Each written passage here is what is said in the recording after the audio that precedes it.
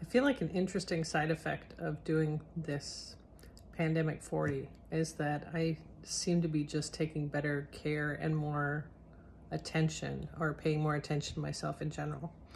When I go back to the first posts, it looks like I don't know, like hair's back, hair isn't washed, been wearing the same clothes for 3 days kind of thing, to the point now where it seems like I'm going out more, meeting my diet buddy to go walk, actually showering more often, the little things.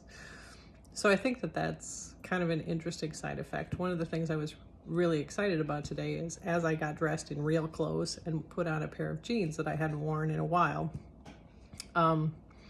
they're big. They're several inches big at the waist already. I don't know what my measurements were when I started, because it was more just like out of horror. I knew I had to do something immediately. So I wasn't like focused on making sure I had everything recorded and stuff like that. I knew what number I had seen on the scale at the doctor's office. So I had that burned into my mind forever. But now I think I might actually get out a tape measure and take my measurements, because as I'm starting to do weight training and things like that, I know that muscle takes up less space, is more dense than fat. So I want to make sure I give myself as many tools as possible so I don't get discouraged. So if the scale number isn't moving as fast as I would like, but the tape measure is still showing progress, that will give me some, I don't know, positive feedback to make sure that I'm staying with the program. So I guess that's my tip for today is, I do think it's helpful to document. Remember, I use the 30-day average though, or 7-day average, so that I don't get discouraged by one day being up or one day being really low.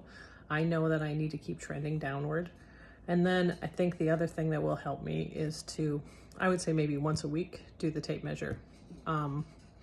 Just so I have another way of documenting, so that if I am doing a lot of weightlifting and things like that, that I can also see progress in that area too.